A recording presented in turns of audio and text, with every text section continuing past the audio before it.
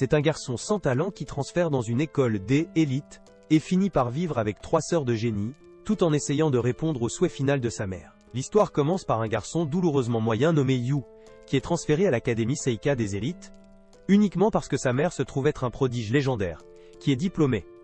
De là, Yu entre dans le ring de boxe et est absolument détruit par le vice-capitaine du club des arts martiaux, qui l'appelle un faible pathétique. Voyant sa mauvaise performance, la foule ne se retient pas non plus, jetant des insultes à gauche et à droite. Je me demande comment quelqu'un de ce désemparé pourrait être le fils de Tsubara Hayes. Yu revient sur ses pieds, essayant de se licencier avec des souvenirs de sa défunte mère, dont la beauté et les compétences d'acteur ont été admirées à travers le monde. Tsubara était tellement douée qu'elle a obtenu son diplôme en haut de sa classe d'une prestigieuse université internationale. Son adversaire, dans une étrange torsion de l'essai de remuer quelque chose à l'intérieur de Yu, affirmant que les 3 membres de la famille royale de l'école attendent de voir le pouvoir caché en lui, mais Yu continue d'insister sur le fait qu'il n'a jamais été dans le sport ou n'a reçu aucune formation, mais tout le monde continue de jeter ses attentes sur lui. Frustré, il hurle la vérité évidente qu'il n'est pas sa mère, et charge directement à l'entraîneur dans ce qui ressemble à un éclat dramatique de pouvoir inexploité. La foule s'appuie-t-elle, s'attendant à quelque chose de énorme, seulement pour que Yu atterrit quelques pocs doux qui ne font même pas tressaillir l'entraîneur.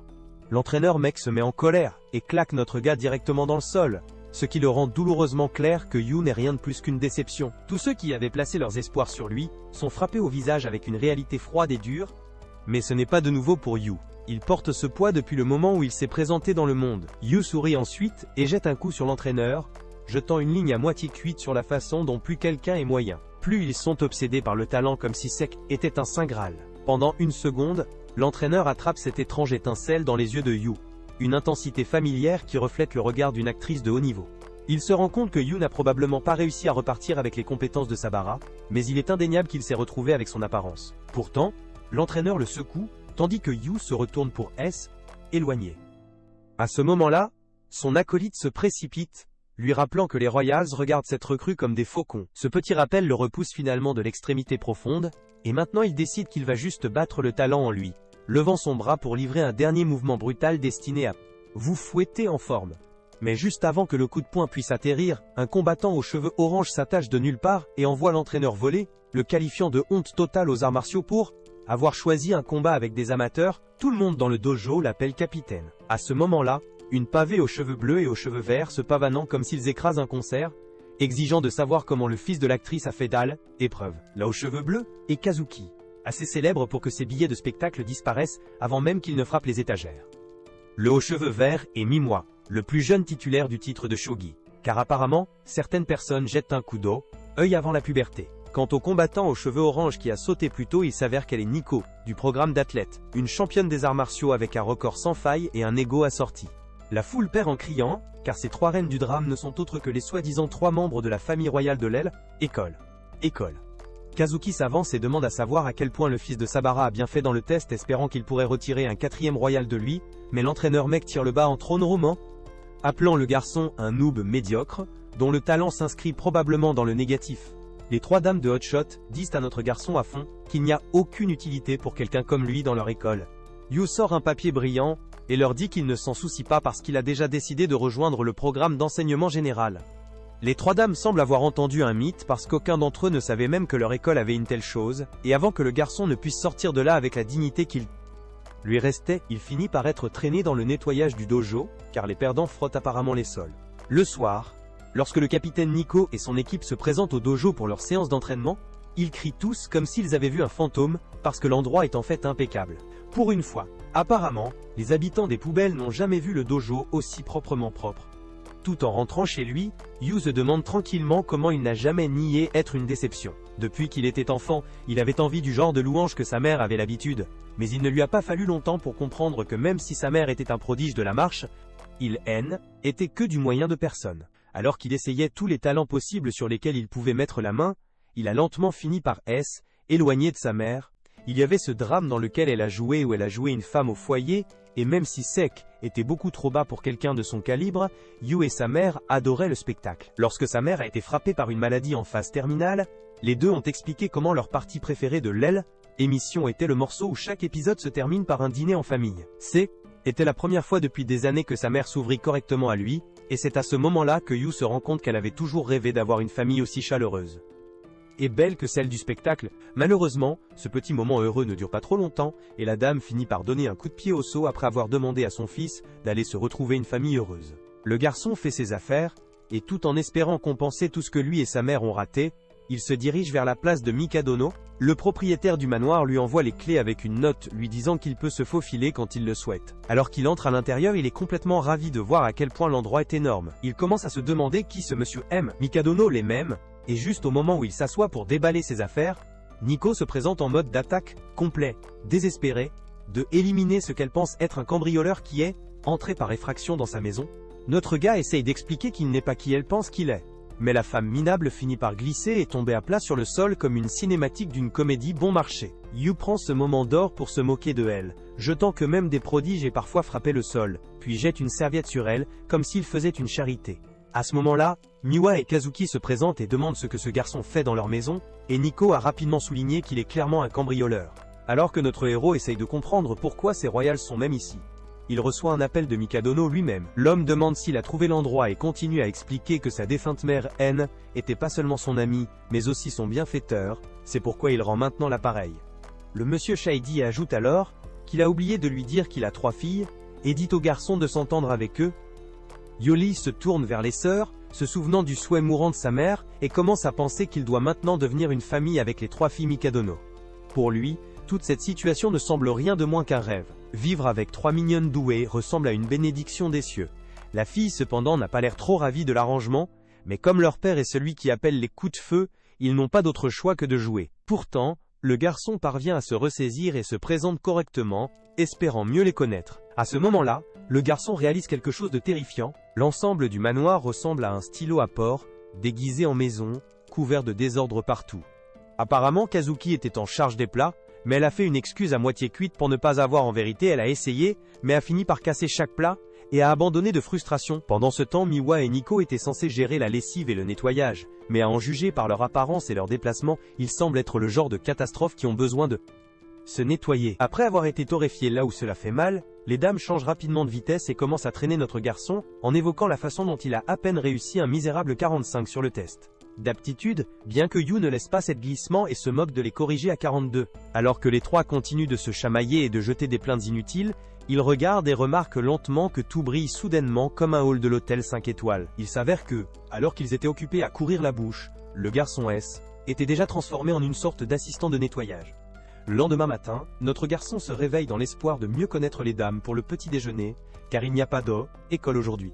Il prévoit de se reposer un peu, mais cette idée meurt rapidement grâce à des tremblements de terre non-stop, qui secouent tout l'endroit, ce qui s'avère être Nico, divisant les carreaux avec ses 6 poings nus dans son dojo personnel. Après avoir été témoin de cette folie, il se dirige vers les autres. Miwa est occupé à jouer à shogi et à se disputer avec une IA, tandis que Kazuki a l'air de diriger un laboratoire de drogue, de jeter des trucs aléatoires dans un mélangeur et de faire un milkshake suspect qui pourrait soit empoisonner quelqu'un, ou les tuer pur et simple. Quand il demande ce qu'elle fait, Kazuki se moque de lui et dit que c'est juste leur version d'une routine matinale, de la même manière que les gens comme lui ont besoin pour se brosser les dents et faire d'autres trucs de base. Alors que Yu essaye de suggérer le dîner ensemble, la fille de Makadono la plus âgée lui dit de gérer la maison, car ils seront tous sortis avec des horaires et des répétitions. Il se tourne ensuite vers Miwa pour l'inviter pour le petit déjeuner. Mais elle tombe déjà du jus, alimentant probablement son cerveau avec tout le sucre dont il a besoin. Se sentant écrasé, le non-produit dans une maison pleine de génie se promène vers la cuisine, pensant à quel point C était comme C, était avec sa maman, qui ne cuit que pour elle-même. Prouvant à quel point les prodiges égocentriques peuvent obtenir, il se demande comment il n'a pas réussi à se connecter avec sa propre famille, mais pensait en quelque sorte qu'il pouvait le retirer avec des étrangers complets. Juste au moment où il s'assoit pour prendre le petit déjeuner, Nico entre, même si elle veut clairement manger tous les plats soigneusement cuits. Elle se contrôle et prétend que c'est un repas déséquilibré pour elle. Yu commence à lécher la nourriture pour la tenter, mais elle se plaint bruyamment des glucides excessifs et des lipides, ajoutant qu'elle a encore besoin d'au moins 20 grammes de protéines avec vitamine B. Yu trouve ridicule comment quelqu'un a besoin de calculer les nutriments avant de manger. Nico explique que pour elle, manger bien est tout aussi important que la formation. Alors que les filles se préparent à partir, il se souvient de la façon dont sa mère suivait différents plans de régime. En fonction du type de tournage qu'elle avait, lorsque les dames se précipitent vers la porte à la hâte, il apparaît soudain derrière eux et dit qu'ils ont oublié quelque chose, qui envoie instantanément un frisson dans leurs épines. Et ils commencent à tout vérifier en panique, tout en discutant de ce qui manque, mais il voulait seulement leur souhaiter une bonne journée. Même s'ils le trouvent inutile, les filles finissent par rougir sur leur chemin pour s'entraîner et se sentent un peu heureuses. Pendant ce temps, Yu passe à la vaisselle, et au milieu, il reçoit un appel de l'ombre M. Mikadono, l'homme l'informe qu'il ne sera pas beaucoup en raison de ses responsabilités, ce qui vous laisse fondamentalement coincé avec les 3 filles. L'oncle lui demande alors une faveur, disant qu'il devrait soutenir ses filles, car ils seront bientôt confrontés à leurs propres obstacles. Selon lui, être simplement là pour eux suffirait pour les aider à s'ouvrir. Son futur beau-père entre en détail que chacune des sœurs a leurs problèmes à traverser. Tout d'abord, Kazuki a une audition à venir. Nico se battra pour la première place dans les ressortissants du karaté, et Miwa doit se battre pour son titre dans un match de shogi. Entendant que ses chances de brisser vont monter en flèche s'il réussit à aider les filles à sortir, Yu est vraiment excité et raccroche. Après avoir pris une profonde inspiration, Yu se demande ce que quelqu'un inutile comme lui peut même les aider. Avec le physique d'un chihuahua et le cerveau d'un aspirateur, il doute qu'il puisse aider les prodiges qui ne retirent pas une minute, même le week-end. Cependant, c'est à ce moment-là que cela lui frappe que s'ils échouent, ils seront appelés échecs tout comme il a été toute sa vie, et pour s'assurer que cela ne leur arrive pas aussi, il jure qu'il ne les laissera jamais souffrir. Il commence par sortir dans un voyage, pour comprendre chacune des filles, pour gagner leur cœur avec des dîners de famille sains. Alors que le soleil se couche, Nico rentre à la maison de l'entraînement en l'air déprimé lorsque son cœur sort soudainement de sa poitrine, parce qu'elle a complètement oublié qu'elle a un esclave habituel vivant sous le même toit. Yu sort un peu de la soupe du pot, et le lèche avec charme, comme le nectar sacré, faisant faire du doki doki de Nico, et lui offre ensuite à goûter sa cuisine pour elle-même, mais elle le tire avec suffisance, et dit qu'elle n'a pas besoin de ces trucs crémeux supplémentaires, parce qu'elle a apporté le sien. Après avoir terminé son bain, elle sort comme une reine seulement pour trouver le petit gars au fond de la zone, en train de cuisiner quelque chose de si bon, même le rocher le sent de l'autre côté de la rue. Yu passe par des dizaines de livres de recettes et verrouille dans les moindres détails pour élaborer le dîner ultime. Le regarder aller si fort même après l'avoir brossé plus tôt, il se met sérieusement sous la peau de Nico. À ce moment-là, Miwa entre Yu sourit comme un fier chef annonçant « Il est sur le point de servir la soupe si bonne qu'elle bouclera ses orteils ». Le voyant agir comme un dorque complet, les filles supposent qu'il ne fait que courir la bouche. C'est à ce moment que Nico se souvient du vieux temps, où les sœurs avaient un chef privé cuisinant des repas 5 étoiles avec des ingrédients premium, mais même 5 étoiles ont refusé de manger. Cette tendre fantaisie parce qu'elle manquait sérieusement de nutriments, et elle ne mange que ce qui est bon pour son corps. Plus tard dans la soirée, la rousse est dans sa chambre en train de se diriger Taco Bell, comme un Africain affamé lorsque la curiosité la gagne. Enfin, alors elle se faufile dans la cuisine. Voit que vous êtes pas là, et repère une belle fête qui attend sur la table. C'est à ce moment que Yu saute par derrière, et la frappe avec une attaque nutritionnelle surprise, et laisse tomber des faits comme les repas remplis de protéines, de vitamines et de minéraux plus que suffisants pour se faire déchirer, ainsi que sa sauce secrète pour aider à tout baisser. Submergée par les statistiques, elle admet la défaite, et Yu s'effondre parce qu'il est épuisé de parler à un expert diététique toute la journée, juste pour fabriquer le dîner parfait pour elle. Réalisant à quel point il a fait des efforts, Nico devient plus rouge qu'une tomate mûre, et est finalement assis pour l'essayer. La seconde où il frappe ses papilles, elle lui dit de transmettre ses compliments au chef. Yu, quant à lui, commence à se demander s'il peut vraiment l'apprivoiser de nourriture comme ils apprennent les chats à Minecraft. Mais son visage maladroit la met visiblement mal à l'aise. Pendant ce temps, Miwa bave déjà à la vue de la propagation et essaye de se faufiler en bas pour une bouchée. Mais Yu attrape sa mi-temps, et commence à la bombarder avec des faits nutritionnels. Jusqu'à ce qu'elle abandonne et rejoint la table comme une personne normale, entendant qu'il a adapté la nourriture pour Miwa aussi, le respect de Nico pour Yu pointe à travers le toit. Miwa pointe l'expression douce rare de sa sœur, et remarque que cela fait un moment qu'elle ressemblait à ça, et remarque également que Nico est emballé sur quelques kilos. Nico recule que Miwa n'est pas exactement un modèle de matériel elle-même, mais Miwa rit juste parce que toutes les marchandises montent en haut, pendant que le reste alimente son cerveau de galaxie. Alors que Yu est satisfait de regarder les sœurs discuter, Kazuki entre avec Gezen dès que c'est elle qu'Otras est instantanément dégoûté de les voir manger ensemble à la table comme une sorte de famille saine. Le seigneur de Rize se faufile sur elle et lui fait savoir avec désinvolture qu'il a du riz brun rempli de B12 pour sa peau, ainsi qu'une marinade de saumon pleine d'antioxydants pour éliminer toute la dépression de sa longue journée de travail. Son terrain fonctionne presque, mais elle le ferme froid et refuse de être charmée comme ses sœurs faibles. Nico reprend et défend les faibles tensions volontés de Yu, mais Kazuki rend clairement clair qu'elle n'est pas contre le lien familial, et c'est juste que manger une cuisine d'un paysan à la même table comme une famille normale ne convient pas tout à fait à la princesse. Et juste comme ça, le dernier ruban du respect de soi de Yu disparaît dans le royaume de l'ombre. Le voir ressembler à sa grand-mère qui vient de mourir Nico attrape l'assiette de ses mains et commence à manger pour le remonter le moral. Mais Yu Yu récupère instantanément et l'avertit fortement que si elle continue de voler des portions supplémentaires, elle se transformera vraiment en un ours en peluche potelée. Miwa est déconcerté s'il veut même qu'il mange sa cuisine ou non, tandis que Nico éclate presque un anévrisme de son manque de respect. Yu Yu déclare poliment que c'est son travail de suivre tout ce qui vient, ou hors de son corps, et son libellé scandaleux fait presque exploser Nico dans l'embarras. 3 jours se sont écoulés depuis que Yu Yu a emménagé avec les sœurs Mikadono. Mais malgré ses efforts inlassables, Kazuki refuse toujours de toucher tout ce qui fait ses mains sales. Rappelant l'ordre de leur père, pour aider les filles à atteindre leur plein potentiel. Yu Yu canalise son lilas intérieur et fait un plan A. Pendant les heures de pause, des cris aigus résonnent dans les couloirs.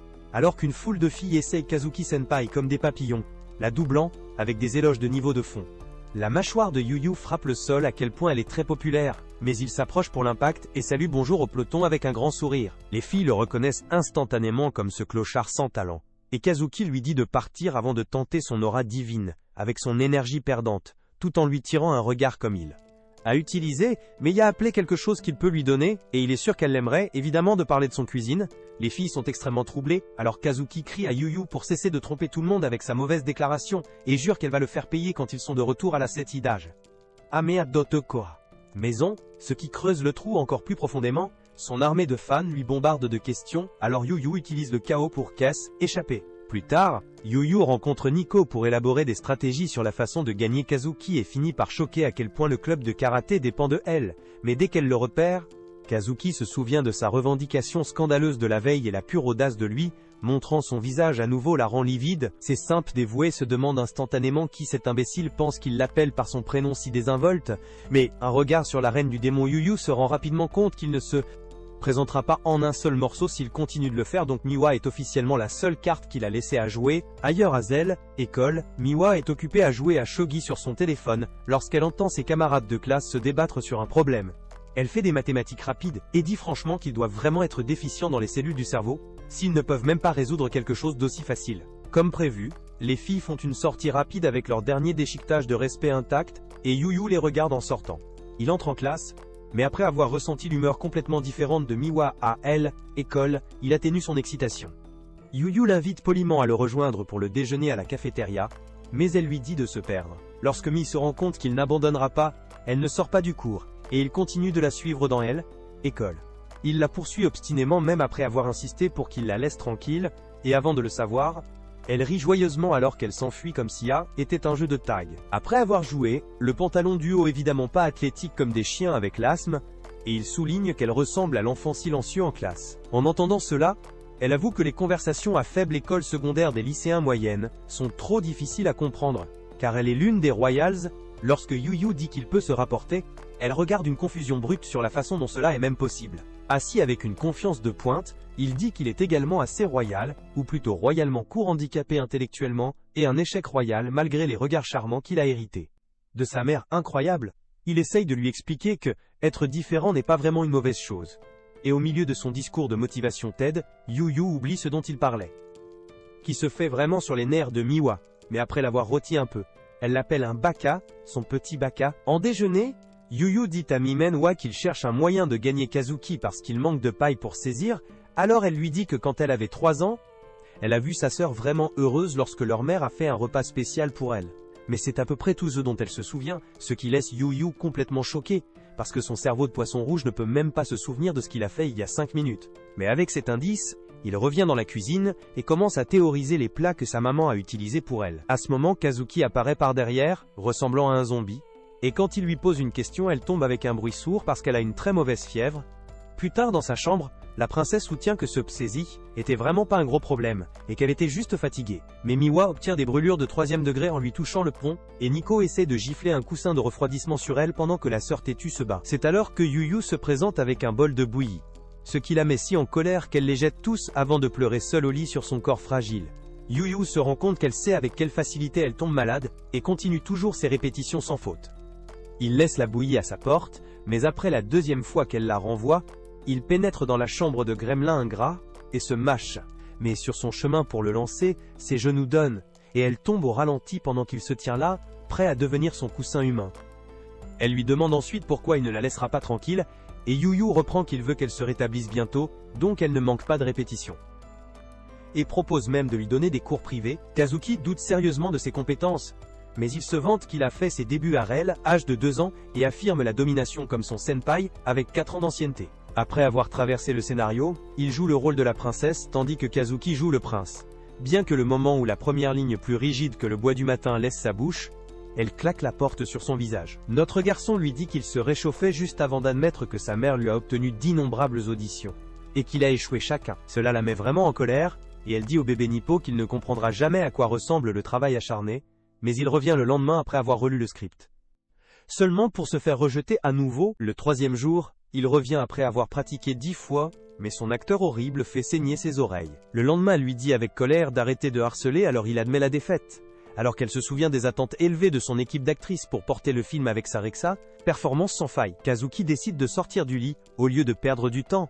Mais quand elle voit Yu s'entraîner dans le salon, c'est un vrai choc combien il suce encore après tous ses efforts. Et cela la fait sourire. Le lendemain matin, elle entend son niveau NPC agir à nouveau, mais cette fois, elle décide de jouer. Dans ce moment authentique, Yu offre un jeu brillant, qui les choque tous les deux. Il se déchire enfin, rendant sa maman fière après 14 ans d'échecs, et Kazuki est rafraîchi pour voir le goofball devenir si heureux sur une seule ligne. Cela la rend si heureuse qu'elle lui dit qu'elle laissera un paysan comme lui servir un repas, mais à une condition. Yu demande ce que c'est, mais elle agit super timide comme si elle était sur le point de lui montrer son histoire de navigateur en mode incognito, puis laisse soudainement une liste de choses qu'elle ne veut pas manger, ce qui fait que Yu réalise qu'elle est trop gênée, elle est une mangeante pointilleuse. Le lendemain, Miwa et Nico ont des convulsions en synchronisation, alors qu'ils regardent Kazuki manger calmement la cuisine de Yu avec satisfaction, et pensent que les temps finissent. Yu la complimente pour avoir terminé sa soupe comme une bonne fille, mais elle dit qu'elle mange quoi que ce soit si elle n'a pas de carottes. C'est à ce moment-là qu'il murmure qu'il a mis des carottes déchiquetées dedans tout le temps, et lui laisse trembler. En prenant un siège, il pousse enfin un soupir de soulagement, après avoir finalement réussi à accrocher les sœurs sur ce qu'il cuisine. Cependant, il est frappé par une grande surprise le lendemain, qu'ils n'auront pas besoin de cuisiner pour eux, car les filles seront sorties la plupart de la journée pour pratiquer leur grand jour. Alors il leur souhaite maladroitement une bonne journée, tout en se sentant comme une femme au foyer qui vient de divorcer. Pourtant ce n'est pas nouveau pour lui, car sa mère était également sortie pendant des mois à la fois. Bien que ce soit exactement pourquoi ils n'ont pas pu se rapprocher comme ils le souhaitaient. Encore une fois, il est frappé par une ambiance de vérifier que la distance entre des génies comme eux et aucune vie comme lui est trop grande, et même si leur père lui a demandé de les soutenir, il a perdu quoi faire. En regardant par la fenêtre, il se souvient du souvenir d'une petite note que sa mère a écrite à l'hôpital, disant qu'elle souhaite qu'il ait une famille heureuse, et c'est à ce moment qu'il se rend compte qu'il ne sait même pas ce qu'est une famille heureuse. Soudain, il se souvient du spectacle dans lequel sa maman a joué le rôle de la mère aimante d'un spectacle familial, avec un drame zéro, et une bonté familiale saine. Il bingea 6 volumes en une seule séance, et le rôle vient où sa mère joue la partie la plus heureuse de sa vie, son mariage. Mais cela le frappe que tout cela est scénarisé, et que la vraie famille avec laquelle il est coincé est l'opposé complet de ce qu'elle souhaitait pour lui. À ce moment, les sœurs Mikadono sont de retour à la maison, et rôtissent Minwa pour être une slob parce qu'elle agit si épuisée que Sexé était comme si elle était de retour d'un changement dans les mines de charbon. Il trouve Yu essuyant ses larmes, tout en regardant des films et se demandant ce qui l'a fait si émotif.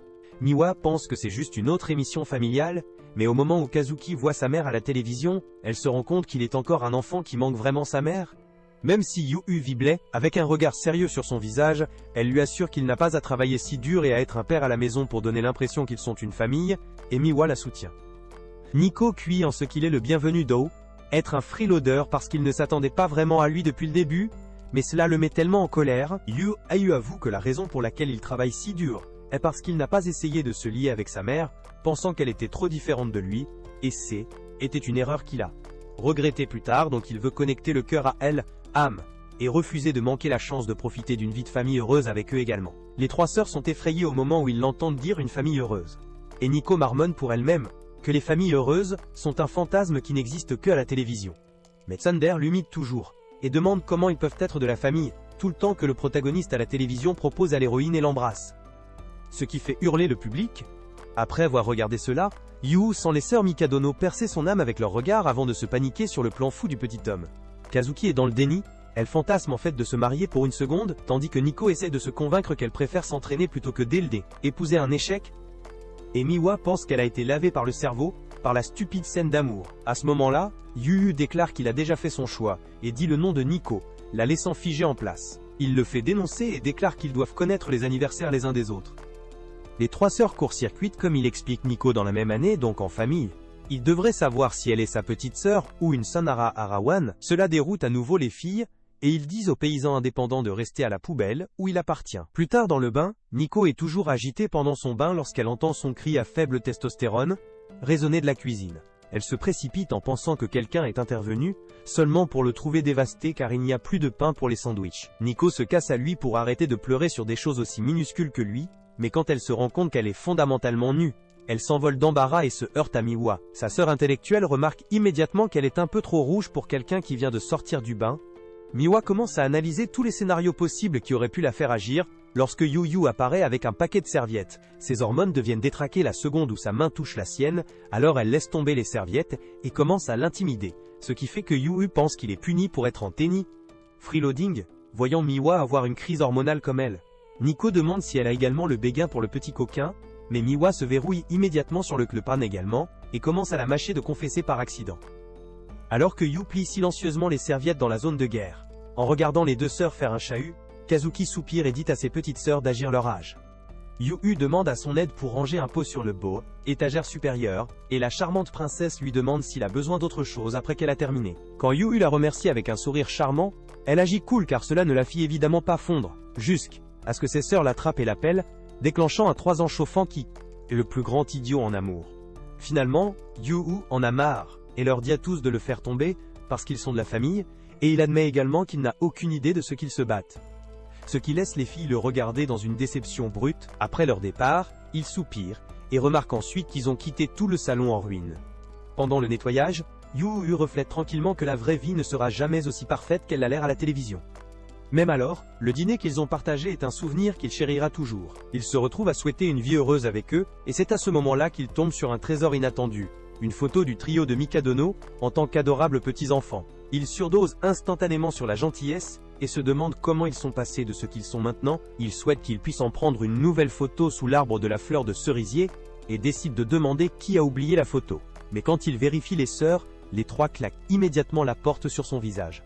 Cela ne fait que les soupçons sans abri de Sherlock que l'un d'eux cache quelque chose. Et si quelqu'un tient à cette photo, cela signifie que l'un d'eux manque les bons vieux jours de la famille.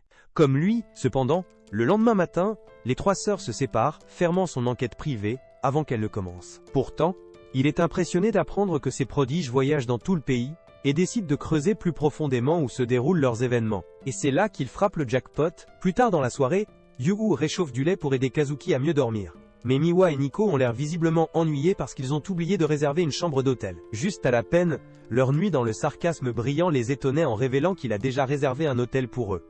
Il leur tend 2 cartes distinctes, et leur souhaite vigoureusement un séjour heureux, car il a choisi un endroit 5 étoiles pour eux. Miwa n'est pas si ravie et mouille qu'elle ne peut pas être heureuse de manger des poubelles pendant 2 jours, et Nico est d'accord. C'est à ce moment-là que le gremlin effronté demande si elle dit qu'elle ne peut même pas passer une seule journée sans lui, ce qui la rend plus rouge que les roses. Le gobelin suffisant sourit largement et dit qu'il est heureux de les rejoindre. Plus tard au tournoi Shogi, Miwa domine son adversaire comme un boss en quelques secondes, laissant tout le monde stupéfait par son talent brut. En sortant, une femme l'informe que son prochain match sera contre un maître de 4e année, donc ce pourrait être un défi. Mais Miwa éloigne qui s'ennuie et pense à pratiquer avec l'IA à l'hôtel. C'est à ce moment-là qu'une vue à couper le souffle des fleurs de cerisier la captive complètement. Elle se souvient des souvenirs sains de leur enfance et retourne à l'hôtel, seulement pour que sa mâchoire écrase dans le sous-sol, en voyant un Kazuki déguisé s'enregistrer au comptoir. Les deux sœurs commencent immédiatement à se questionner, et au milieu de ce Nico fait également son entrée et laisse tomber son sac en pur choc. Enfin, Miwa demande à Flamehead si son tournoi est également dans la même ville. Yu montre tous les thugs, et commente comment il est assez faux pour 3 sœurs de ne même pas connaître la destination de l'autre. Il révèle fièrement que comme il ne parle pas, il a pris le temps de faire exactement cela. Les sœurs commencent à faire rage quand ils apprennent qu'il les a réservées dans la même pièce. Mais Yu prétend simplement qu'il leur a fait une énorme faveur en leur donnant une chance pour une fille classique toute la nuit, en mettant cela de côté. Il demande ce qu'il fait ici, et Yu se déclare leur guide officiel pour le festival, tout en sortant secrètement de prendre une photo de famille, qu'ils le veuillent ou non. Cependant les sœurs se regroupent sur son idée stupide, alors il essaye de les convaincre qu'il y a un célèbre sanctuaire qu'ils peuvent visiter pour prier pour la chance. Nico le tire vers le bas, disant qu'elle n'est pas un échec comme lui qui a besoin de chance. Mais Yu soutient que même les meilleurs prodiges d'Hollywood y vont, car Face débloque un tout nouveau niveau de confiance. De plus, C'est un excellent moyen de se débarrasser de la vapeur de leur routine déprimante. Il les gagne enfin en mentionnant les fruits de mer frais, car c'est une ville côté océan. Et cela laisse les filles, en particulier Kazuki, sans choix. Elle dit que c'est tout pour sa page d'installation et suggère qu'ils font du shopping pour une goutte de bon goût. Avec cela, ils se dirigent vers un magasin de kimono, que Yu a levé les yeux au préalable. Et les dames de commerce sont éblouies par les 3 légendes, apparaissant soudainement. Ils sont excités et choisissent un kimono de style mature pour Kazuki pour correspondre à sa grâce, tandis que Miwa en choisit une sur le thème de Kitty, pour s'adapter à sa personnalité ludique. Mais quand Yu se tourne pour trouver Nico, elle est toujours assise là avec ennuyé, alors il demande si elle n'aime pas kimonos. Il souligne qu'il y a des tonnes de styles, mais elle grogne qu'elle n'aurait pas l'air bien de toute façon. La dame de la boutique lui apporte alors un design vif pour correspondre à sa belle personnalité.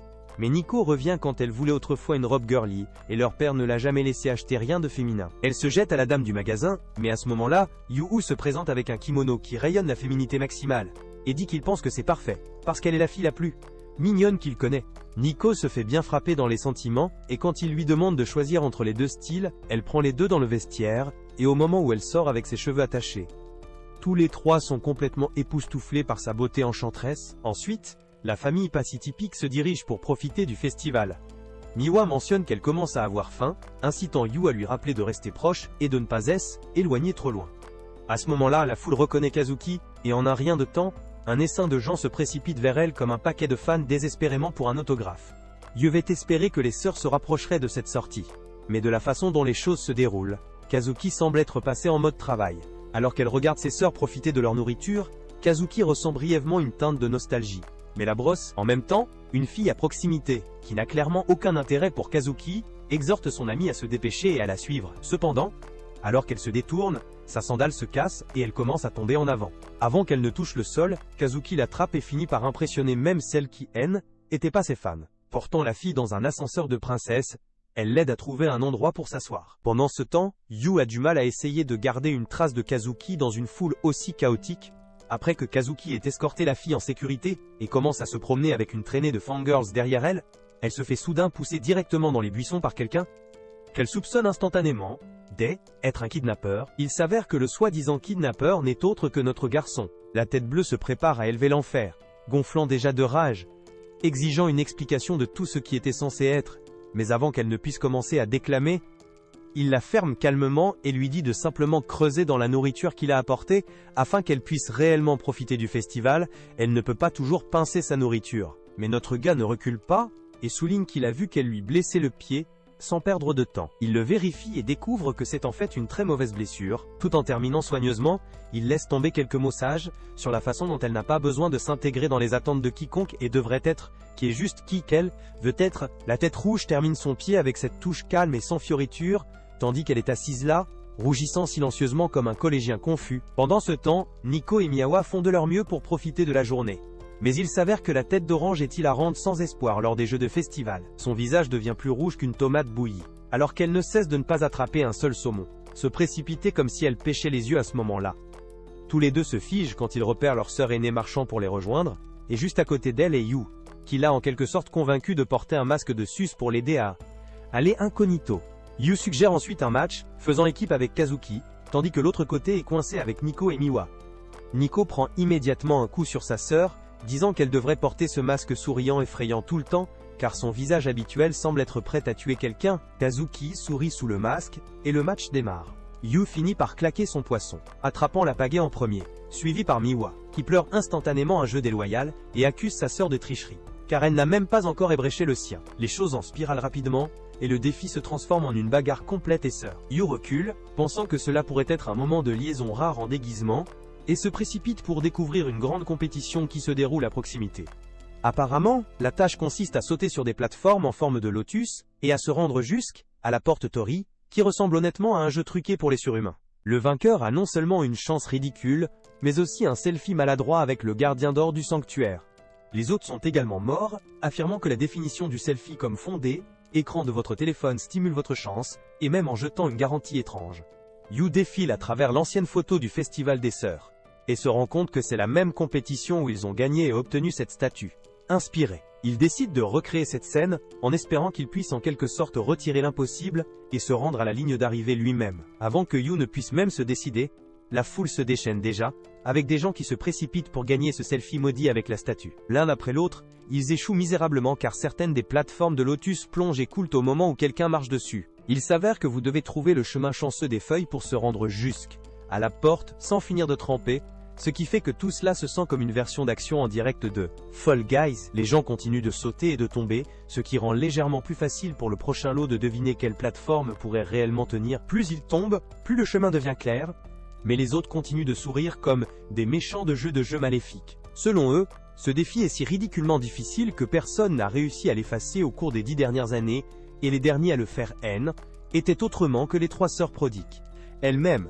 À ce moment, il devient au tour de You de se joindre à nous, et il passe presque instantanément comme l'univers se dirigeait vers lui depuis le début, même si les règles permettent clairement aux Prexy-gens de réessayer. La plupart d'entre eux ont quitté après avoir réalisé que cela ne vaut probablement pas la peine de perdre leur temps pour une photo glorifiée avec un jouet doré. Mais You reste têtu et continue de se lancer dans l'eau. Le pauvre gamin détruit son visage. Mais il n'y a pas de chance qu'il pense même à la baisse, même si la nuit tombe et que la pluie commence à marteler comme un signe divin pour arrêter. You refuse toujours d'admettre la défaite. Les autres essayent finalement de le faire abandonner, disant que ce n'est pas vraiment une question d'effort, mais juste de la pure chance stupide, et ils proposent même de le laisser prendre une photo, sans gagner techniquement. Mais You finit par réfléchir à la façon dont les sœurs ont probablement gagné, en se déplaçant ensemble comme une unité avec un timing parfait, et ce souvenir le convainc de passer à travers quoi. Il continue de se lancer sur ces plateformes tremblantes, et parvient en quelque sorte à atteindre la porte cette fois. Les autres applaudissent et l'invitent enfin à prendre le selfie. Mais les roues se déroulent à la place, en criant quelque chose à propos de la nécessité d'aller attraper d'abord certaines personnes. Alors qu'il s'enfuit pour trouver les sœurs Mikadono, une annonce sonne sur le festival se terminant tôt en raison de fortes pluies. Réalisant qu'il est trop tard, il tombe à plat sur le sol, se sentant inutile. Les voix des 3 filles résonnent dans sa tête, se souvenant de la façon dont il les avait traînées ici en premier lieu, en supposant qu'elles devaient être retournées à l'hôtel, et qu'il serait à nouveau laissé. Mais alors qu'il ferme les yeux et les ouvre, il trouve les 3 prodiges debout juste devant lui avec leur parapluie. Il demande pourquoi il n'est jamais revenu, et pourquoi il est maintenant trempé et couvert de boue. You dit qu'il a pensé qu'il l'aurait abandonné, mais les filles répondent qu'elles ne sont pas si sans cœur. Il lui demande de retourner à l'hôtel, l'appelant leur chef d'orchestre de festival, et le laisser même partager leur parapluie, expliquant comment il ne restait que 3 à elle, Etal et il n'ont pas pu obtenir un 4e. Finalement, les 3 sœurs finissent par se disputer pour qui partage le parapluie avec Oliver. Miwa remporte le match de ciseaux de papier roc et prend les projecteurs. Après leur retour et leur finition de bain, les filles vérifient leur chef d'orchestre personnel et le trouvent comme un gâchis total. Ils demandent s'il prévoit de sauter complètement le bain, et c'est à ce moment-là que la rousse admet timidement qu'il a oublié de réserver une pièce séparée pour lui-même. Maintenant, tous les hôtels voisins sont pleins et il n'a nulle part où rester. Souriant maladroitement, le garçon dit qu'il va juste écraser dans un café. Les sœurs le regardent, réalisant qu'il était sans espoir, et tout comme il est sur le point de partir, Kazuki l'arrête et le tire dans leur chambre. Ils discutent tous de la façon dont ce serait une honte pour leur nom et leur profession de laisser un chaton attraper un rhume sous la pluie à l'extérieur. Nico souligne même que, comme ils vivent déjà ensemble, la gestion d'une fois ne serait pas un gros problème. Le prochain numéro qui apparaît est qu'il n'y a pas de robe à porter pour le garçon, car le perdant sans espoir a oublié d'en apporter un aussi. Après quelques regards maladroits et moments agités, You repère enfin une robe supplémentaire et se précipite pour prendre une douche. Pendant qu'il se baigne, il hurle par derrière, leur disant d'oublier qu'il existe même, et se repose une bonne nuit. Finalement, les lumières éteignent et tout le monde s'installe pour dormir. Mais maintenant, un nouveau problème se pose, les 3 prodiges trouvent leur cœur qui bat, incapables de s'endormir. Leur visage reste rouge, malgré la fièvre. L'histoire rembobine ensuite un peu, révélant que You a réussi à faire en sorte que les 3 sœurs prennent une photo avec la statue. Comme prévu, il a de nouveau gâché les choses et a fini par faire du clown, ce qui n'a fait que rire les sœurs plus fort. De retour dans le présent, lorsque le garçon vérifie avec enthousiasme son sac, il ne trouve pas la vieille photo des 3 sœurs. Au lieu de cela, il découvre une lettre, disant qu'elle a repris la photo. Il sourit, heureux que la photo soit maintenant avec son propriétaire légitime, et s'endort en quelques secondes. Le voyant assommé si rapidement, les 3 filles s'asseyaient tranquillement, se demandant pourquoi elles sont toutes toujours éveillées. Ils échangent des regards, et commencent doucement à parler de la façon dont ils n'ont pas changé. Ils se disputent et rient sur de vieux souvenirs, réalisant comment même s'ils vivent ensemble, la vie les a tellement occupés qu'ils ont à peine le temps pendant des moments comme celui-ci. Miwa se retourne et vérifie les anciens et les nouvelles photos avec ses sœurs, confirmant que était elle qui avait toujours gardé l'original en sécurité. Elle glousse, pensant à You comme un idiot adorable, qui a traversé tous ses problèmes, juste pour les amener à prendre une autre photo ensemble. Les 3 sœurs remercient silencieusement le garçon dans leur propre cœur. avant de finalement s'endormir. Le lendemain matin, alors que les tâches sont prises en charge, Yu vérifie avec désinvolture les nouvelles et est surpris de voir les gros titres, louant les 3 prodiges pour fournir des résultats exceptionnels. Bien qu'il ait passé la nuit précédente à se moquer complètement, le lendemain, alors qu'il était assis dans sa classe, Yu fantasme sur la façon dont il préparera le dîner pour les 3 sœurs Unapelic. Fois qu'il sera rentré chez lui, il passe toute la journée à acheter des ingrédients, puis se dirige vers le Mikadono Mansion, au moment où le soleil est sur le point de se coucher. Lorsqu'il ouvre la porte, il constate que les 3 sœurs sont déjà de retour à la maison plus tôt que prévu. Il remarque également une paire de chaussures qu'il ne reconnaît pas. Alors qu'il entre, il voit les 3 sœurs debout poliment devant un homme assis calmement sur le canapé. Le moment semble un peu intense alors que Yu se demande qui est la personne, mais au moment où il entend sa voix, il se rend immédiatement que cela appartient à M. Mikadono et le salue rapidement, se présentant correctement. Mikadono exprime ses condoléances pour ce qui est arrivé à la mère de Yu, mais lui assure qu'il n'est pas nécessaire de s'inquiéter car tant qu'il est là, ses talents vivront toujours. Yu trouve ses attentes trop écrasantes pour quelqu'un comme lui, puis regarde les sœurs de Mikadono alors qu'il se demande pourquoi ils semblent tous si sérieux. Mikadono déplace ensuite la conversation et demande froidement à Kazuki son rapport de performance. Elle explique rapidement que sa routine est remplie et elle a une interview prévue pour demain. Lorsqu'il se tourne vers Nico, elle mentionne avec confiance les championnats gagnants comme d'habitude, et lui assure qu'elle ne ralentira pas, enfin c'est au tour de Miwa. Et elle donne également un rapport parfait. Alors que Yu est sur le point de dire quelque chose, Mikadono se lève et interrompt, affirmant que les rapports de performance ont été discutés, et qu'il prendra maintenant son congé. Yu l'arrête, et lui demande s'il serait intéressé à les rejoindre pour le dîner, car il avait prévu de cuisiner pour eux. Sans répondre, Mikadono se dirige vers un masque allongé à proximité. Yu explique qu'ils sont allés à un festival ce week-end. Mikadono devient sérieux et demande de qui il s'agissait. Le garçon lui dit avec enthousiasme comment il les a emmenés là-bas, et les sœurs se sont toutes retrouvées au même endroit, et que était le même festival qu'ils ont déjà visité que les enfants. Mikadono soulève le masque près de son visage, puis gronde Yu, pour avoir interféré avec le succès de sa fille.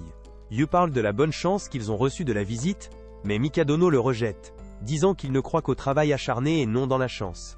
Il s'approche de Yu, et lui rappelle durement à quel point il est inutile et misérable, malgré le fils d'une actrice talentueuse. Il brise le masque en deux et appelle Yu une moyenne personne, affirmant que les gens sans talent n'ont pas sa place chez lui, alors qu'il continue de l'insulter et l'attrape fermement par épaule. Les sœurs défendent enfin Yu. Ils se disputent avec leur père, expliquant que même si Yu n'a peut-être pas de réalisation majeure, il gère tout dans la maison du nettoyage à la cuisine, afin qu'ils puissent se concentrer sur leur carrière. Kazuki ajoute fermement qu'ils sont capables de perfectionner leur talent uniquement parce qu'il les soutient dans les coulisses. Lorsque Mikadono se demande pourquoi ils défendent quelqu'un si moyen, et s'ils ont vraiment besoin de lui, les sœurs rougissent et donnent des excuses maladroites. Pourtant, ils continuent de discuter qu'ils s'entendent bien avec Yu, et ont formé un lien fort avec lui. Cependant, leur père reste ferme, et leur dit qu'il n'y a pas d'espace dans la famille Mikadono pour socialiser. Il leur rappelle qu'ils ne sont plus des enfants, et leur interdit d'assister à d'autres festivals. Il leur dit de se concentrer sur l'amélioration de leurs résultats, puis part. Yu demande tranquillement s'ils le rejoindront, mais Nico se retourne et s'excuse doucement, disant qu'ils n'ont plus le temps de profiter de sa délicieuse nourriture. Une semaine passe, et tout semble revenir à ce qu'il était avant que Yu ne commence à vivre au manoir. Mais après avoir rencontré leur père, Yu comprend enfin pourquoi ces filles travaillent si dur pour perfectionner leur talent, et c'est à cause de leur éducation stricte.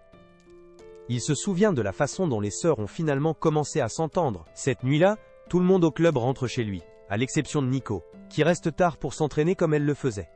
Il s'avère qu'elle était rentrée tôt pour le dîner, mais maintenant elle est de retour à son horaire habituel, alors qu'elle prenne une pause pour manger. La nourriture a un goût fade après être habituée à utiliser la cuisine. Kazuki ressent la même chose qu'elle regarde son smoothie sain, rempli de nutriments, mais elle ne peut plus se faire boire. Même Miwa semble être éteinte, car ses collations habituelles ne se sentent pas aussi excitantes. Les 3 filles se retrouvent coincées, se demandant pourquoi elles ne peuvent plus revenir à leur ancienne routine. Pendant ce temps, même Yu se sent à terre et souhaite que les choses puissent revenir à la façon dont ils étaient. Il se souvient de la famille chaleureuse de l'Aile, émission télévisée dans laquelle sa mère a agi, et décide qu'il veut créer quelque chose comme ça. Cette pensée lui donne un nouveau sentiment de motivation. Le lendemain matin, alors que les 3 sœurs sortent de la maison, Nico se rend compte que Yu ne les a pas saluées d'une voix joyeuse habituelle, et cela la rend triste. Plus tard à école, lorsque l'heure du déjeuner arrive, Nico ouvre son sac pour prendre une barre de protéines, mais trouve plutôt un déjeuner bondé. Son visage devient aussi rouge qu'une tomate, et la même chose se produit avec les 2 autres sœurs, chacune trouvant un repas soigneusement emballé. Lorsque les coéquipiers de Nico demandent si elle ne va pas le manger et suggèrent qu'il pourrait l'avoir, elle refuse fermement et dit qu'elle mangera chaque bouchée. Elle-même, pendant ce temps, Yu dort sur son cahier, complètement épuisée après être réveillée à 4 heures du matin pour préparer leur repas. Plus tard, quand ils trouvent leur boîte à lunch complètement vide, il lui sourit, sachant qu'ils aimaient la nourriture.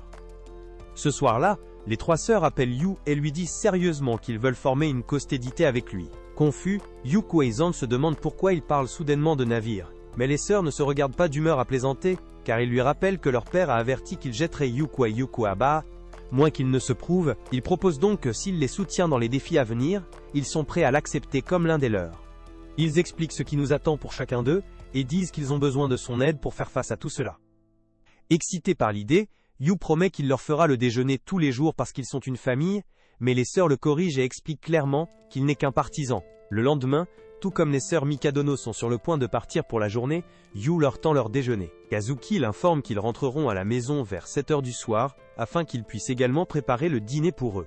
Il les envoie avec son souhait chaleureux habituel, et pour une raison quelconque, ce simple geste fait rougir tous les trois comme des tomates chaudes, presque comme si tout se sentait juste à ce moment-là. Plus tard pendant l'entraînement, Kazuki porte une perruque et essaye maladroitement de travailler du côté féminin. Mais à ce moment-là, deux femmes apparaissent soudainement et finissent par effrayer la vie. Alors que Nico est au milieu de l'entraînement, son téléphone sonne et elle répond rapidement, seulement pour entendre que son entraîneur vient de rentrer d'une tournée à Well, étranger, et veut la poreuse. Rencontrée, en même temps, Little Miwa est profondément dans sa propre séance de formation, mais finit par être renversée par son entraîneur. Son entraîneur lui rappelle calmement que le moment arrive quand elle devra enfin choisir le chemin qu'elle veut vraiment suivre. Au moment où les sœurs Mikadono rentrent chez elles plus tard dans la soirée, chacune d'entre elles lui traverse beaucoup. But as soon as they enter the house, they find Yu clumsily running on top of a flour bag, and when they ask what he is doing, he tells them with confidence that he plans to add udon to the recipe, and wants to use whole wheat flour this time, to help lower the carb content in their diet. Just as he is explaining, he suddenly slips and falls hard, hurting himself in the process, which makes the girls laugh a little before walking off, mentioning that they will still be joining him pour le dîner. Plus tard dans la soirée à la table, les sœurs remarquent que la nourriture a un goût un peu moyen aujourd'hui, ce qui les amène à se rappeler comment leur père déteste tout ce qui semblait médiocre. Pourtant, dans ce moment calme, chacun d'eux trouve une sorte de réconfort dans cette médiocrité. Plus tard, alors que Yu fait la vaisselle, Kazuki entre et propose d'aider, disant qu'elle essaye de travailler de son côté féminin. Yu souligne que faire la vaisselle n'a rien à voir avec le fait d'être féminin, mais elle insiste et se joint de toute façon. Lorsque Yu évoque l'audition, Kazuki panique soudainement un peu, admettant que c'est sa première fois à jouer un rôle féminin, et c'est probablement pourquoi elle est si nerveuse. À ce moment, elle remarque des bandages sur la main de Yu, et demande ce qui explique qu'il n'est pas très bon à cuisiner, et finit par se brûler assez souvent. Les deux continuent de discuter avec désinvolture un peu jusque à ce que vous glisse soudainement, et se retrouve avec un saignement de nez. Kazuki se précipite rapidement pour aider, mais finit par glisser aussi, atterrissant juste au-dessus de lui dans ce qui ressemble presque à un baiser. Elle se lève rapidement, et pendant que Yu commence à s'excuser, elle se reproduit, disant que ce N était qu'un accident. Plus tard, tout en prenant soin de son saignement de nez, Yu ne peut s'empêcher de se sentir désolée pour la fille, alors qu'elle embrassait littéralement un gars, avec un nez saignant. Mais elle ne semble pas du tout dérangée, ce qui lui fait réaliser qu'elle doit être habituée à des scènes comme ça sur scène. Pourtant, il se sent aussi mal pour lui-même, sachant que son premier baiser a fini par déguster du sang. D'un autre côté, lorsque Nico mentionne qu'il pourrait pleuvoir, Kazuki allume le téléviseur pour vérifier la météo, seulement pour trouver une scène de baiser qui joue à la place. Elle éteint rapidement et dit à Nico de vérifier la météo en ligne à la place. Après cela, elle tombe sur Miwa, et dit que sa gelée a l'air savoureuse. Miwa dit fièrement qu'elle a été faite juste pour elle par le nouveau gamin, ajoutant que cela a envie de grignoter une paire de lèvres douces. La mention des lèvres jette à nouveau Kazuki, et elle claque son café sur la table avant d'assaut dans sa chambre et de fermer la porte derrière elle. Alors qu'elle touche ses lèvres, toujours agitée, le garçon entre soudain sans frapper, ce qui déclenche immédiatement sa colère. Yu explique calmement qu'il est venu pour nettoyer l'air, ajoutant qu'il est presque sûr qu'elle ne voudrait pas qu'un de ses baisers est gaspillé sur quelqu'un comme lui. Il suggère qu'ils prétendent tous les deux que cela ne s'est jamais produit. Alors qu'il sort, Kazuki éclate de frustration, l'appelant un imbécile, pour dire quelque chose comme ça. Plus tard, pendant son entraînement, elle commence à penser que Yu aurait peut-être eu raison, et oublier ce qui s'est passé pourrait vraiment être la meilleure chose pour l'instant car elle doit rester concentrée sur sa prochaine audition. Elle essaye de répéter son rôle féminin, mais continue et échoué car tout ce qu'elle a fait jusqu'à présent a été plus comme un prince qu'à une fille pendant une autre session. Tout en agissant une fois de plus dans un rôle de prince, elle regarde attentivement la fille avec qui elle joue, et se rend soudainement réaliser en quoi elle avait manqué dans sa performance précédente. Juste au moment où la scène mène à un baiser, son esprit revient à son accident précédent, et elle saute en arrière, complètement gênée. Son directeur l'arrête immédiatement, et lui demande ce qui se passe, lui rappelant que tout ce qui se passe dans sa vie personnelle affectera finalement sa performance sur scène. Plus tard dans la soirée, Kazuki s'approche de Yu, et lui dit que sa pratique est devenue plus difficile ces derniers temps, alors elle a besoin de lui, pour lui faire des repas stimulants. Alors que Yu se lève et ferme les rideaux, elle demande soudain s'il est libre ce dimanche. Après qu'il ait confirmé, elle se rapproche un peu plus, et dans un moment gênant, elle le regarde dans les yeux et lui dit avec confiance qu'elle veut qu'il aille à un rendez-vous avec elle ce dimanche. Yu rougit quand il l'entend, et commence à se demander s'il s'est mis dans cette situation à cause de ce baiser. Pendant ce temps, les deux autres sœurs écoutent, et les deux deviennent rouges, car elles commencent clairement à se sentir jaloux. Miwa a du mal à croire que ce qu'elle entend pourrait en fait être une vraie date, mais Nico lui dit d'arrêter de trop penser aux choses, car cela ressemble vraiment à une date réelle. Les deux commencent à se demander si Yu est d'accord avec cet arrangement, puis retournent tranquillement dans leur chambre. Une fois qu'ils sont partis, Kazuki vous tend une affiche pour une audition d'héroïne, et commence à expliquer comment elle a toujours été jetée dans des rôles masculins tout au long de sa vie. Ce qui a maintenant rendu difficile pour elle d'agir comme une héroïne appropriée. Elle partage également comment son tuteur lui a dit, une fois que sa vie personnelle finirait par affecter ses performances. Yu reprend rapidement ce qu'elle essaye de dire, et se rend compte que Kazuki veut qu'ils aillent un peu de rendez-vous, afin qu'elle puisse avoir une meilleure idée d'agir comme une fille. Il accepte avec plaisir, et lui dit avec le sourire qu'il est tout le sien. Kazuki lui demande de ne pas laisser les deux autres le découvrir, et l'avertit fermement de ne pas avoir de mauvaises idées. Yu lui dit de se détendre, et ajoute que si elle veut vraiment que ce plan fonctionne, la date doit être complètement réelle, alors il promet de l'emmener dans le meilleur qu'il puisse gérer. Samedi matin, alors que Yu est occupé avec ses tâches de nettoyage, Nico s'approche de lui et demande avec désinvolture s'il a des plans pour dimanche. Yu lui ment, ce qui la rend instantanément furieuse. Elle devient jalouse, pensant que la date pourrait être quelque chose de très grave, et ce doit être la raison pour laquelle Yu essaye de le garder caché. Même Niwa semble incapable de secouer les soupçons. Ce jour-là, après qu'elle et Nico soient retournés dans leur chambre, Niwa s'est discrètement faufilé et a entendu la dernière partie de la conversation de Yu, où il a dit à Kazuki qu'il l'emmènerait à un rendez-vous génial. Cette nuit-là, pendant le dîner, toute l'atmosphère est étrange et lourde. Yu donne à Kazuki un clin d'œil, œil subtil, espérant signaler qu'il est pleinement préparé pour le lendemain. Cependant, le moment est capturé par les deux autres filles, qui commencent soudainement à rayonner une aura puissante. Cela effraie complètement la mère de Yu et lui laisse se demander s'il se prépare pour un grand événement ou un match qui les a tous élaborés et sérieux. Au fur et à mesure que la scène change, il est déjà temps pour la date, et Yu attend que Kazuki arrive. Pendant ce temps, Niwa et Nico se faufilent derrière certains buissons à proximité, incapables de se concentrer sur leurs propres tâches. Ils sont même allés jusqu'à mettre des déguisements idiots pour tenter de rester cachés. Ils regardent le garçon avec des yeux envieux et se sentent ennuyés à quel point il a l'air gai. À ce moment, Kazuki arrive vêtu d'une tenue complètement féminine, ce qui fait instantanément le cœur de Yu. Elle commence par lui demander si elle est en retard, ressemblant un peu trop à un garçon, puis se gifle rapidement en le réalisant, et essaye à nouveau avec un ton plus délicat. Et fille, cette fois, elle le réfère à Yu, au lieu du nouveau gamin habituel, qui le fait tellement vibrer qu'il lui demande avec impatience de continuer à l'appeler que même une fois leur petit rendez-vous terminé.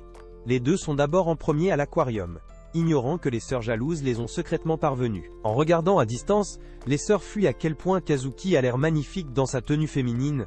Tout en descendant les escaliers, Kazuki gâche à nouveau, et offre instinctivement sa main à Yu, comme un gentleman. Après quelques étapes, Yu se rattrape et lui demande de refaire le moment, cette fois correctement, alors qu'il s'assoit pour profiter du salon de l'eau. Kazuki ne peut pas arrêter de se demander si elle agit assez mignonne. Elle se demande tranquillement, incertaine de ce que les hommes trouvent même adorable. Puis, quand une éclaboussure soudaine frappe les rangées avant, elle réagit en protégeant Yu avec ses bras, entrant une fois de plus dans son rouleau de prince. Yu soupire et lui dit doucement qu'elle s'est trompée, pour rendre les choses encore plus gênantes. La foule applaudit et raconte à quel point il a de la chance d'avoir une petite amie si mignonne, mais Kazuki ne se sent pas du tout mignonne, agissant comme elle vient de le faire. Ce qui aurait dû être la date parfaite commence à s'effondrer petit à petit. Il continue de gâcher les choses, comme ne pas savoir qui est censé porter les sacs à provisions, et Kazuki se retrouve avec les pieds endoloris des sandales féminines de fantaisie qu'elle n'a pas l'habitude de porter. Les deux filles, toujours en espionnant des ombres, trouve toute la scène qui grince des dents et difficile à passer. Plus tard, lorsque Yu s'excuse pour utiliser les toilettes, Kazuki aperçoit son reflet dans le verre et soupire, pensant à quel point elle a mal fait toute la journée. Elle se souvient à quel point Yu avait été excité de la sortir, et commence à se demander s'il le regrette maintenant. À ce moment, un éclaireur d'une agence showbus s'approche d'elle, clignotant sa carte, et lui demandant si elle a un moment pour parler. Kazuki refuse poliment, disant qu'elle n'est pas intéressée, mais l'homme ne recule pas facilement, la mettant mal à l'aise alors qu'elle jette un coup d'œil, se demandant où Yu a disparu. Alors qu'elle avait le plus besoin de lui, lorsque le scout attrape soudain sa main et essaye de la traîner, Yu apparaît de nulle part et gifle fermement sa main, demandant s'il y a un problème. Le scout se moque et demande si Yu est son jeune frère, mais Yu essaye d'agir mature et insiste sur le fait qu'ils sont à un rendez-vous, et Kazuki sait déjà exactement où elle veut être. Lorsqu'on lui a demandé ce que si était, Yu y trébuche, tâtonnant des réponses et jetant des affirmations de plus en plus absurdes, suggérant même que Kazuki veut devenir un réformateur au sein du Dynapro 2Mi. Gouvernement, le scout soutient qu'elle serait mieux en tant que modèle, et Kazuki commence à réaliser que Yu est tout aussi désespéré que d'habitude. Yu déclare soudain que l'agence ne peut pas l'avoir parce qu'il prévoit de faire d'elle sa femme, bien que le scout le rejette comme non-sens enfantin. Yu répète hardiment qu'ils seront ensemble à travers tous les gosses de plus en plus, la foule autour d'eux se tait, ayant entendu toute la proposition. Minimata-sama a ratemni toute la proposition. Après que le scout abandonne finalement et part, Yu s'excuse maladroitement et demande à Kazuki d'oublier tout ce qu'il vient de dire. Mais du regard sur son visage, il ne semble pas qu'elle le fera. Il lui prend ensuite la main, surpris par sa chaleur, et la conduit, tandis que les deux sœurs jalouses regardent par derrière avec une inquiétude croissante, que cela pourrait se transformer en une date parfaite après tout. Après un certain temps, Yu se rend compte qu'il tenait la main de Kazuki sans même y penser, et maintenant aucun ne semble prêt à lâcher prise. Les gens qui les entourent trouvent la scène plutôt adorable, bien que le pauvre Yu continue de se tromper avec le frère cadet de Kazuki. Dans un effort pour paraître plus romantique, Yu déplace son emprise dans quelque chose de plus approprié pour un rendez-vous, et Kazuki commence à transpirer des balles. Essayant de déterminer si c'est ainsi qu'une fille est censée réagir dans un tel instant, pourtant, elle maintient la tête haute, convaincue que cela pourrait enfin travailler, et espérer silencieusement que Yu continue avec la même énergie. Finalement, les deux se rendent dans un cinéma, et quand Kazuki suggère qu'ils optent pour un film romantique, Yu la surprend en disant qu'il a déjà tout prévu, et ils regarderont un film intitulé Love en avril. Le nom sonne immédiatement une cloche pour Kazuki, car il a joué son seigneur de la troupe, qui avait retiré des rôles masculins pour assumer des rôles féminins à la place. Ce film en particulier avait marqué la première performance de sa seigneur en tant qu'héroïne à part entière, et Kazuki avait toujours évité de le regarder, craignant que cela ne révèle comment la transition avait disparu. Yu lui dit joyeusement que le film met en vedette un ancien acteur de troupe, et qu'il espère en apprendre quelque chose d'utile. Malheureusement, alors que le film se termine et qu'ils sortent du cinéma, les réactions qui les entourent sont loin d'être gentilles. Tout le monde semble se plaindre de la façon dont l'héroïne principale était horrible, et de la façon dont elle n'a pas du tout semblé mignonne. En entendant ces remarques, Kazuki se souvient soudain des mots intimidants de son père, sur la façon dont un vrai prodige doit être capable de gérer toutes sortes de rôles avec grâce et succès. Et le poids de ses attentes commence à la rendre profondément mal à l'aise. Pendant ce temps, Yu commence à réaliser à quel point il a gâché mal, surtout après que le seigneur de Kazuki ait livré une performance si décevante dans le film. Il est probable que faire des rôles féminines semble encore plus intimidant pour elle, il se frappe mentalement pour être si irréfléchi, et même les deux sœurs d'espions, qui ont toujours fait le couple à distance, peut dire que l'humeur s'est aigrie. Il se demande si Yu pourra sauver ce qui reste de la date. Plus tard, Yu emmène Kazuki à leur dernier arrêt, qui est une roue Ferris, et insiste pour qu'elle le rejoigne malgré son hésitation. Étonnamment, les sœurs sont quelque peu impressionnées par la façon dont il essaye de lui remonter le moral, pensant qu'il gère les choses plus bien que prévu. À ce moment-là, ils entendent deux garçons passant par qui soutiennent que tout gars qui propose au sommet d'une roue Ferris gagne toujours son amour. Les trois filles rougissent, et avant que Kazuki ne puisse traiter la pensée, Yu la tire doucement dans la balade, à l'intérieur de la cabine. Kazuki réfléchit à la façon dont Yu aurait pu aller trop loin, et rappelle à quel point elle a toujours été différente des autres filles de son âge. Sa grande hauteur l'a poussée au mannequinat très tôt, et elle a été recrutée par la troupe à seulement 6 ans. Bien qu'elle aimait initialement le travail, au fil du temps, c'est devenu une série de réalisations qu'elle devait accomplir. Finalement, échec a cessé d'être une option, et la pression a monté lorsque son père a insisté pour qu'elle assume un rôle féminin. Elle s'inscrit à plus, échec et conclut que personne ne se tient à côté d'un échec, se convainquant qu'il vaut peut-être mieux se retirer de l'audition que de risquer la honte.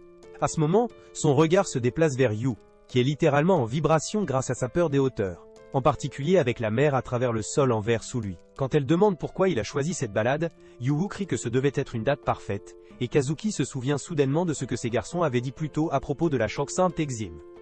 Proposition du sommet. Avant qu'elle ne puisse recueillir ses pensées, Yu se lève maladroitement, l'appelle nerveusement son héroïne, et tout au long du moment, l'appelle à tort son héroïne. Kazuki demande au gars de s'asseoir silencieusement, et de le regarder trembler et trébucher à travers un autre moment. Kazuki sourit doucement, en voyant à nouveau comment il parvient en quelque sorte à échouer, même dans ce qui aurait dû être l'occasion idéale. Le garçon évoque alors doucement l'idée de trouver de la valeur en échec. Assis à côté d'elle, il commence à faire défiler les moments les plus embarrassants de leur rendez-vous, et Kazuki demande s'il essaye de s'humilier exprès. Mais comme il lui montre chaque photo, elle observe tranquillement, réalisant que toutes ces scènes maladroites comportaient vraiment beaucoup de ses émotions. Yu lui dit qu'elle pourrait en fait être excellente pour exprimer des émotions, ce qui la fait rougir, même si elle la rejette rapidement comme une excuse pour masquer l'incompétence. Il sourit et lui souhaite de la chance pour l'audition à venir, et bien qu'elle sourit en réponse, lorsque les deux passent de la roue Ferris, presque brillante, les filles espionnées commencent à s'inquiéter de ce qui s'est passé exactement là-haut. Sur le chemin du retour, Kazuki remercie Yu pour la date, admettant que jusqu'à présent, elle avait toujours joué selon ce que les autres attendaient d'elle. Mais maintenant, pour la première fois, elle se sent libre de jouer d'une manière qui se sent fidèle à elle, même sachant qu'il peut y avoir des gens qui pourraient même en venir à aimer ses défauts. Yu atteint sa main et lui dit de se souvenir de ce jour. Mais Kazuki retire sa main, déclarant fermement qu'elle ne compte pas sur lui pour passer son audition. À quelques pas, elle se retourne soudainement. Et juste au moment où les sœurs d'espionnage commencent à paniquer sur la possibilité d'un baiser, Kazuki se penche près de Yu et chuchote doucement que le baiser qu'ils avaient plus tôt était en fait son premier, et elle ne peut pas prétendre que cela ne s'est jamais produit. Yu recommence à s'excuser tandis que les deux sœurs paniquent derrière les buissons, désespérées de savoir ce qu'elle vient de dire. Kazuki retire alors calmement sa perruque et déclare officiellement la date, expliquant qu'elle doit retourner au théâtre pour la répétition. Plus tard, lorsque Yu rentre chez lui pour préparer le dîner, les deux sœurs qui le regardaient secrètement toute la journée, l'accueillent d'une manière qui le fait rougir visiblement. Les filles échangent des regards en sachant, réalisant que bien que Yu ait passé toute la journée à soutenir Kazuki, il est toujours le seul destiné à les soutenir. Et ils ne sont pas sur le point de le laisser oublier cela. Mais c'est là que cette vidéo se termine. N'oubliez pas d'aimer et de vous abonner à la chaîne. Merci d'avoir regardé, et je vous verrai la prochaine fois.